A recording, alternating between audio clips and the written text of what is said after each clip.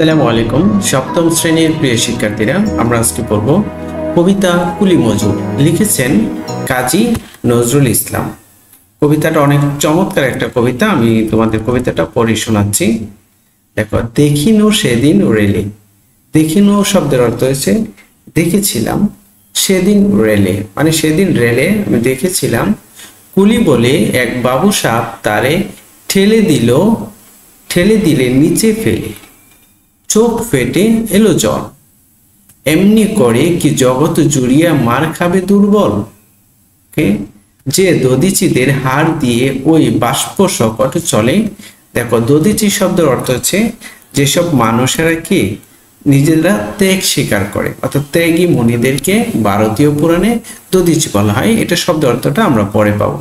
হাড় দিয়ে ওই বাষ্প সকট মানে হচ্ছে বাষ্পীয় ইঞ্জিন বা বাষ্পীয় গাড়ির কথা বলা হয়েছে। বাবু সাহেব এসে চড়িল তাহাতে, অর্থাৎ ওই যে বাষ্প সকট যে ইঞ্জিনটা, ওই ইঞ্জিনে বাবু সাহেব এসে কি চড়িল মানে উঠলো। কুলিরা পড়িল তলে, কুলিরা কি নিচে পড়ে গেল। বেতন দিয়াছ কি, অর্থাৎ মাসিক যে বেতন সেটা বলছে, বেতন দিয়াছ। চুপ রও যত মিথ্যাবাদীর দল, কত পাই দিয়ে কুলিদের তুই কত ক্রূর পেলি বল। কত পাই মানে কত পয়সা দিয়ে কুলিদের তুই মানে তুই বলে সম্বোধন করা হয়েছে। যারা মিথ্যাবাদী তাদেরকে বলা হয়েছে কত ক্রূর পেলি। ক্রূর মানে হচ্ছে কোটি, অর্থাৎ কত কোটি পেলে, কত পয়সা দিয়ে কত কোটি পেলে, সে কথাই বলা হয়েছে। রাজপথে তব চলিছে মোটর, সাগরে জাহাজ চলে। কে রেলপথে চলে বাষ্প সকট। সকট শব্দের অর্থ হচ্ছে গাড়ি, বাষ্প জলীয় বাষ্প দ্বারা যে ইঞ্জিনগুলা চলে সেগুলোর কথা বলা হয়েছে। দেশ চেয়ে গেল কলে, অর্থাৎ দেশ কলকারখানায় কি ভরে গেল। বলো তো এসব কাহাদের দান, তোমার অট্টালিকা কার খুনে রাঙা। টুলি খুলে দেখো প্রতি ইটে আছে লিখা। টুলি মানে হচ্ছে চোখের পাতা খুলে দেখতে বলা হয়েছে। তুমি জানো না কো, কিন্তু পথের প্রতি ধূলিকণা জানে। ওই পথ ওই জাহাজ সকট অট্টালিকার মানে। আসিতেছে শুভ দিন, দিনে দিনে বহু বাড়িয়াছে দেনা, শুধিতে হইবে ঋণ। হাতুড়ি শাবল গাইতি চালাইয়ে ভাঙিল যারা পাহাড়, পাহাড় কাটা সে পথের দুপাশে পড়িয়া যাদের হাড়। তোমারে সেবিতে হইল যাহারা মজুর, মুঠে ও কুলি। ওকে, মজুর মানে আমরা জানি দিন মজুর, যারা পরিশ্রম করে। মুঠে মানে হচ্ছে যারা ভারী জিনিসপত্র বহন করে। কুলি আমরা সবাই চিনি, রেল স্টেশনে বাস স্টেশনে কুলি দেখা যায়। আচ্ছা, তোমাদের বহিতে যারা পবিত্র অঙ্গে লাগালো ধুলি, তারাই মানুষ তারাই দেবতা, গাহি তাহাদেরই গান। তাদেরই ব্যতীত বক্ষে পা ফেলে আসে নব উত্তান। ব্যতীত বক্ষে মানে ব্যতীত মানে হচ্ছে ব্যথা থেকে হচ্ছে ব্যতীত, বক্ষে মানে হচ্ছে বুক। তা বলছে কি তাদেরই ব্যতীত বক্ষে মানে তাদেরই কষ্টে ভরা বুকে পা ফেলে আসে নব উত্থান। নব উত্থান মানে হচ্ছে কি, নব মানে হচ্ছে নতুন। ঠিক আছে, কবিতাটা আমরা অংশ বিশেষ পড়েছি। এখন দেখো শব্দার্থগুলি পড়ি। দধিচি ভারতীয় পুরাণে উল্লেখিত একজন ত্যাগী মুনি। এ কবিতায় শ্রমজীবী কুলি মজুরদের দধিচি মুনির সঙ্গে তুলনা করা হয়েছে। যে শ্রমজীবী মানুষেরা সভ্যতার বিস্তারে শ্রম দিয়ে সাহায্য করেছেন তারাই আজ অবহেলিত। তাদের শ্রমের উপর ভর করে যারা ধনী হয়েছেন তারাই সকল সুবিধাভোগী। কবি দুঃখ করে ত্যাগী দধিচির সঙ্গে ত্যাগী কুলি মজুরির তুলনা করেছেন। ওকে, তারপর হচ্ছে বাষ্প সকট। বাষ্প সকট, সকট মানে গাড়ি। বাষ্প সকট হচ্ছে বাষ্প দ্বারা চালিত গাড়ি। এখানে রেলগাড়িকে বোঝানো হয়েছে। পাই, পাই হলো আগের দিনে মুদ্রার ক্ষুদ্র একক অংশ বিশেষ, অর্থাৎ মুদ্রার ক্ষুদ্র এককে পাই বলে। এক কবিতায় পাই বলতে কুলি মজুরদের মজুরির স্বল্পতা বোঝানো হয়েছে, অর্থাৎ কুলি মজুররা যে অল্প টাকা পায় সেটাকে বোঝানো হয়েছে। ক্রূর মানে হচ্ছে কুঠি, ঠুলি, চোখের উপরের ডাকনি। ওকে, অট্টালিকা, অট্টালিকা মানে প্রাসাদ, অন্য কথায় সুউচ্চ দালান বা ইমারত। দিনে দিনে বহু বাড়িয়াছে দেনা। ওকে, অতীতকাল থেকে মানব সভ্যতা শ্রমজীবী মানুষদের অবদানে অগ্রসর রয়েছে, কিন্তু প্রতিদানে তারা পেয়েছেন অল্পই। শাবল, লোহার তৈরি মাটি কোড়ার হাতিয়ার। শাবলকে আমরা জানলাম গাইতি। পাথর, ইট প্রভৃতি দ্বারা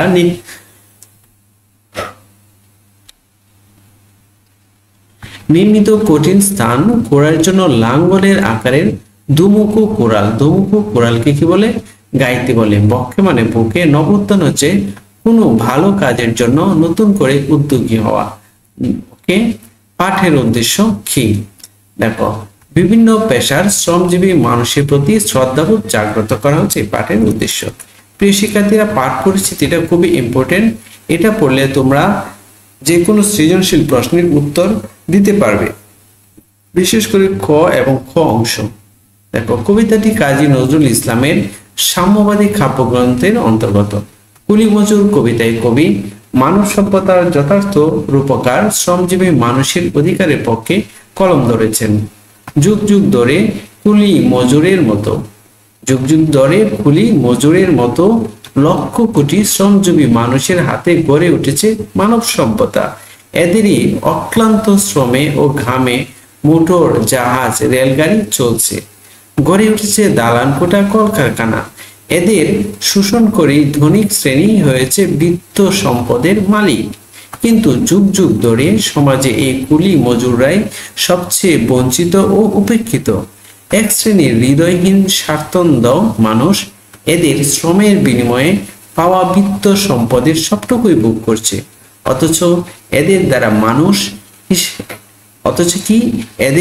মানুষ হিসাবে গণ্য করতেও নারাজ। প্রিয় শিক্ষার্থীরা, কবি পরিচিতিটা তোমরা পড়ে নিবা। কবি পরিচিতিটি এটা কে লিখেছেন? কাজী নজরুল ইসলাম। ওকে, এটা তোমরা পড়ে নিবা। এখন আমরা দেখব নমুনা প্রশ্ন। নমুনা প্রশ্নে বলা আছে যে কাজী নজরুল ইসলামের মতে দেশ ছেয়ে গেল। দেশ কিসে ছেয়ে গেল? মোটরে, জাহাজে, কলে, রেলগাড়িতে। সঠিক উত্তর হবে কি? কলে। তো আমরা কলেতে ঠিক চিহ্ন দিব। কুলি মজুর কবিতায় শ্রমজীবীদের জয়গান গেয়েছেন, কারণ তারা কি অবহেলিত, সভ্যতার নির্মাতা, অধিকার বঞ্চিত। দেখো, এখানে কিন্তু সব কয়টাই হবে। এখন আমরা দেখব এই সব কয়টাই কোনটাতে আছে।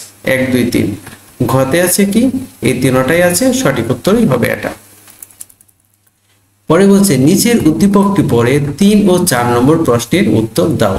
বড় বড় বলি যাহাদের গালি পড়িল ক্ষুদ্র মনা, কুপমণ্ডুক অসংযমীর আখ্যা দিয়াছে যারে, তারি তরে ভাই গান রচে যাই বন্দনা করি তারে। দেখো, কবিতা অংশের ক্ষুদ্র মনা কুলি মজুর কবিতায় বর্ণিত কোন অংশের প্রতিনিধিত্ব করে? বাবু সাহেবদের, মিথ্যাবাদীদের, দধিচিদের, কুলি মজুরদের। তো সঠিক উত্তর হবে কোনটি বলতো? এখানে বাবু সাহেবদের। সঠিক উত্তর হবে ক, বাবু সাহেবদের। ওকে, 4 নম্বরে দেখো বলছে কবিতাংশের মূল ভাব কুলি মজুর কবিতায় কোন চরণে প্রতিফলিত হয়েছে? ওকে, তারা দিনে দিনে বহু বাড়িয়াছে দেনা শুধিত হইবে ঋণ। ক্ষতে আছে তারাই মানুষ, তারাই দেবতা, গাহি তাহাদেরই গান। ওকে, সঠিক উত্তর আমরা পেয়েছি। সঠিক উত্তর হবে খ, তাহারাই মানুষ, তাহারাই দেবতা, গাহি তাহাদেরই গান। প্রিয় শিক্ষার্থীরা, এখন একটা সৃজনশীল প্রশ্ন দেওয়া আছে। আমরা সৃজনশীল প্রশ্নের উত্তরটা করে নিব। দেখো, সৃজনশীল বলা আছে এলাকায় একজন ভালো মানুষ হিসেবে চেয়ারম্যান আজমল সাহেবের যথেষ্ট সুনাম রয়েছে, কিন্তু তার ছেলের কারণে অকারণে বাড়ির কাজের লোক আশপাশের খেটে খাওয়া মানুষের সাথে খারাপ আচরণ করে, তুচ্ছ-তাচ্ছিল্য করে। ওকে, চেয়ারম্যান ছেলেকে ডেকে বুঝিয়ে বলেন, তুমি যাদের আজ তুচ্ছ জ্ঞান করছো, সত্যিকার অর্থে তারাই আধুনিক সভ্যতার নির্মাতা, তাদের কারণেই আমরা সুন্দর জীবনযাপন করছি। ওকে, তাহলে এই 4টা প্রশ্নের উত্তর আমরা এখন লিখব। প্রিয় শিক্ষার্থীরা, 1 নং প্রশ্নের উত্তর আমরা এখন লিখব। প্রথম প্রশ্নটি ছিল যে কুলি মজুর কবিতায় রেলপথে কোনটি চলে? এটা সঠিক উত্তর হবে কুলি মজুর কবিতায় রেলপথে বাষ্প শকট চলে। খর প্রশ্ন ছিল সুদিতে হইবে ঋণ কথাটি দ্বারা কি বোঝানো হয়েছে? উত্তর লিখবো আমরা এভাবে যে শ্রমজীবী মানুষের ন্যায্য পাওনা বুঝিয়ে দিতে কবি ঋণ শোধ করার কথা বলেছেন। শ্রমজীবী মানুষের পরিশ্রমেই সবকিছু গড়ে উঠেছে। রাজপথে গাড়ি চলছে, সাগরে জাহাজ চলছে, উঁচু নিচু দালান তৈরি হচ্ছে। লক্ষ কোটি শ্রমিকের পরিশ্রমে মানব সভ্যতা এগিয়ে যাচ্ছে। কিন্তু এই পরিশ্রমের ফল ভোগ করছে ধনী শ্রেণী, আর শ্রমিকরা তাদের ন্যায্য অধিকার থেকে বঞ্চিত হচ্ছে। শ্রমিকরা ধীরে ধীরে সচেতন হচ্ছে, তারা অনেক দিন ধরে শোষিত হয়েছে। তাই একদিন ধনিক শ্রেণীকে তাদের ন্যায্য অধিকার ফিরিয়ে দিতেই হবে। এই প্রসঙ্গে কবি উক্তিটি করেন। প্রিয় শিক্ষার্থীরা, গ নম্বরের উদ্দীপকের প্রশ্নটি হচ্ছে চেয়ারম্যান সাহেবের ছেলের আচরণে কুলি মজুর কবিতার কোন দিকটি প্রকাশ পেয়েছে, ব্যাখ্যা করো। তো আমরা উত্তরটা তিনটি প্যারাতে লিখব। প্রথম প্যারাতে লিখব উদ্দীপকের চেয়ারম্যান সাহেবের ছেলের আচরণে কুলি মজুর কবিতার ধনিক শ্রেণীর হৃদয়হীনতার দিকটি প্রকাশ পেয়েছে। কি প্রকাশ পেয়েছে? হৃদয়হীনতা। পরের প্যারাতে লিখব যুগ যুগ ধরে কুলি মজুরদের মতো লক্ষ কোটি শ্রমজীবী মানুষের হাতে গড়ে উঠছে মানব সভ্যতা, কিন্তু এক শ্রেণীর হৃদয়হীন মানুষ এদের মানুষ হিসেবে গণ্য করতেও নারাজ। ওকে, আমাদের দুইটা প্যারা হয়ে গেল। যেহেতু 3 নাম্বার, আমরা 3টা প্যারায় লিখব। তৃতীয় প্যারায় লিখব উদ্দীপকের চেয়ারম্যানের ছেলের আচরণ সমাজের লোভী ও স্বার্থপর মানুষের মনোভাব দেখায়। সে গরিব শ্রমজীবী মানুষের সঙ্গে খারাপ ব্যবহার করে এবং তাদের তুচ্ছ মনে করে। কুলি মজুর কবিতায়ও এক স্বার্থান্বেষী মানুষের কথা বলা হয়েছে। তারা শ্রমিকদের পরিশ্রমের ফলে পাওয়া সম্পদ ভোগ করে, কিন্তু শ্রমিকদের ন্যায্য অধিকার থেকে বঞ্চিত রাখে, এমনকি তাদের মানুষ হিসেবেও গুরুত্ব দিতে চায় না। প্রিয় শিক্ষার্থীরা, ঘ নম্বরের প্রশ্ন হচ্ছে চেয়ারম্যান সাহেবের মনোভাব কুলি মজুর মূল ভাবেরই প্রতিফলন বিশ্লেষণ করো। অর্থাৎ এই প্রশ্নটা আমাদের কি উদ্দীপক এবং আমরা যে কবিতাটা পড়েছি, কবিতার যে মূল ভাব, এই দুটার সমন্বয়ে আমাদের উত্তর করতে হবে। তো এটার নাম্বার হচ্ছে 4। তো আমরা প্রথম লিখব যে চেয়ারম্যান সাহেবের মনোভাব কুলি মজুর কবিতার মূল ভাবেরই প্রতিফলন, মন্তব্যটি যথার্থ। আমাদের একটা প্যারা শেষ হয়ে গেল। এবার দ্বিতীয় প্যারায় দেখো কি লিখবো, যে শ্রমজীবীরাই মানব সভ্যতার যথার্থ রূপকার। এদেরই অক্লান্ত শ্রমে পৃথিবী আজ এত সুন্দর, অথচ এদের শোষণ করেই ধনিক শ্রেণী বিত্ত সম্পদের মালিক হয়েছে।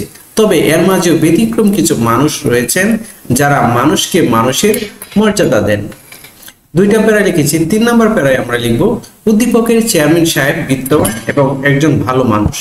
তার মতে শ্রমজীবীরাই আধুনিক সভ্যতার নির্মাতা, তাদের কারণেই আমরা সুন্দরভাবে বাঁচতে পারছি। চেয়ারম্যান সাহেবের এই মনোভাব কুলি মজুর কবিতার মূল ভাবকে ধারণ করে। কুলি মজুর কবিতায় কবি মানব সভ্যতার যথার্থ রূপকার, শ্রমজীবী মানুষের অধিকারের পক্ষে কলম ধরেছেন। সমাজ সভ্যতা নির্মাণে তাদের অবদানের কথা স্মরণ করে তাদের ন্যায্য পাওনা ও দাবি আদায়ের পক্ষে কথা বলেছেন। প্রিয় শিক্ষার্থীরা, শেষের প্যারাটিতে আমরা লিখব উদ্দীপক ও কুলি মজুর কবিতা উভয় জায়গায় শ্রমজীবী মানুষের অবদানের কথা প্রকাশ পেয়েছে। উদ্দীপকের চেয়ারম্যান সাহেব শ্রমজীবী মানুষের উপর শ্রদ্ধাশীল। তিনি মনে করেন তারাই সভ্যতার নির্মাতা এবং সত্যিকার মানুষ। আলোচ্য কবিতার মূল ভাবেও এই বিষয়টি প্রকাশ ঘটেছে, তাই বলা যায় মন্তব্যটি যথার্থ। প্রিয় শিক্ষার্থীরা, আমরা সৃজনশীল প্রশ্নের উত্তরটি করেছি। পরবর্তী ভিডিওটি পেতে চ্যানেলটি সাবস্ক্রাইব করো। সে পর্যন্ত ভালো থেকো। আল্লাহ হাফেজ।